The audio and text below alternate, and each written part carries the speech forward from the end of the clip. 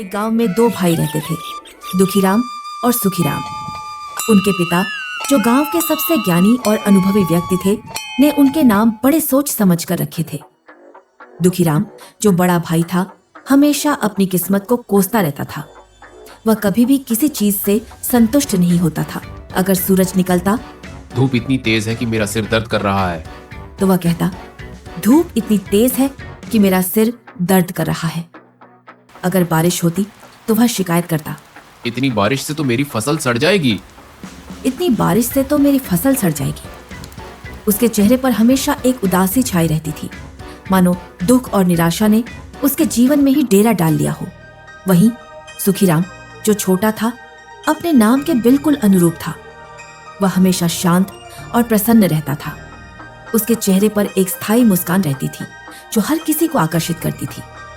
वह हर स्थिति में अच्छाई देखता था।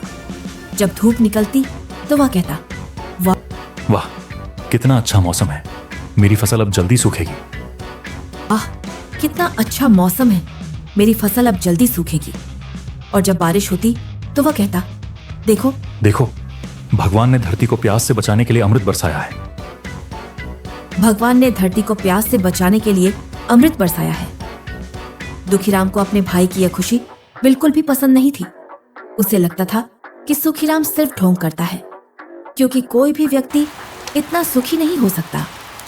उनके पिता ने अपनी पूरी जमीन को दोनों भाइयों में बराबर बराबर बांट दिया था। हालांकि दुखीराम के पास सुखीराम से थोड़ी ज्यादा जमीन थी, पर वह हमेशा सुखीराम के छोटे से हिस्से को देखकर जलता था। उसे लगता था कि सुखीराम की जमीन में कोई जादू है जो उसे हमेशा खुशियां देता है। एक दिन जब दोनों की फसलें तैयार हुई तो गांव के सभी लोग खुशी से झूम रहे थे। फसल इतनी अच्छी थी कि हर कोई नाच रहा था और जश्न मना रहा था।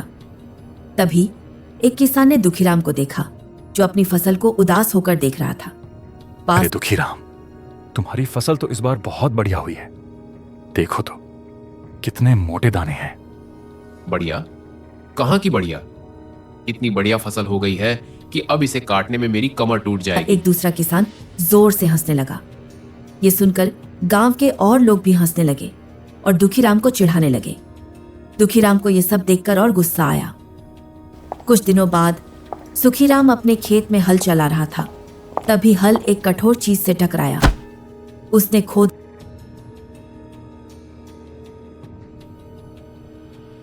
तो एक सोने का घड़ा मिला। उसने घड़े से बस एक सिक्का निकाला और घड़े को फिर से मिट्टी में दबा दिया।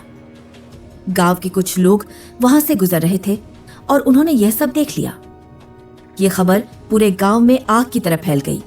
तभी दुखीराम वहां पहुंचा। उसकी आंखें लालच से चमक रही थी। गांव के कुछ लोग उसे देखकर हंसते थे। अरे, सुखीराम ने सोने का घड़ा छोड़ दिया। देखो, दुखीराम को दुख हो रहा है कि सुखीराम ने सोना क्यों छोड़ा। उसकी खुशी भी दुख भरी है। भगवान, ऐसा दिल तो किसी के पास नहीं होगा। इसे देखो, सोना छोड़ दिया। अरे, ये क्या किया?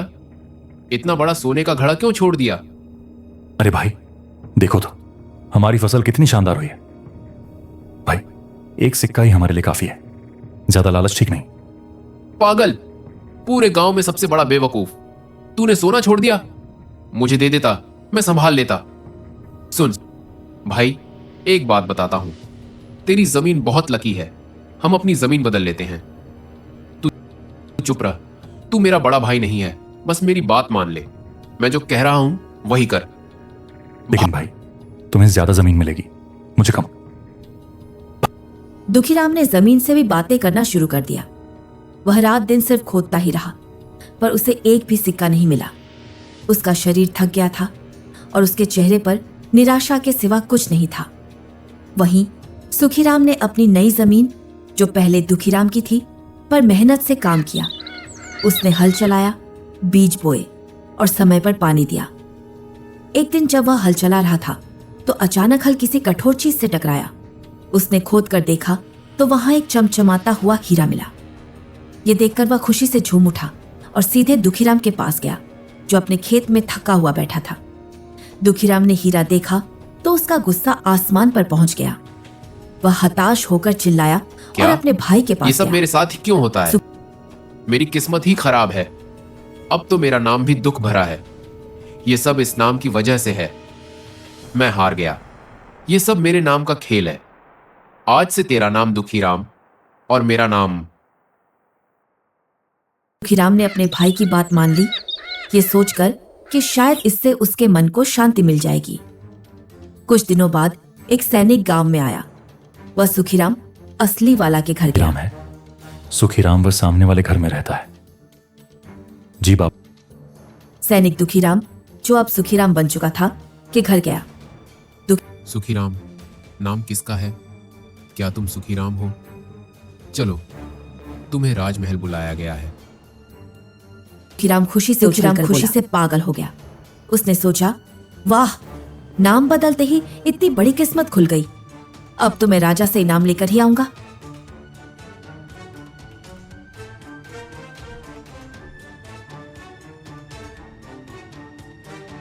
राजमहल में राजा ने दुखीराम को देखा।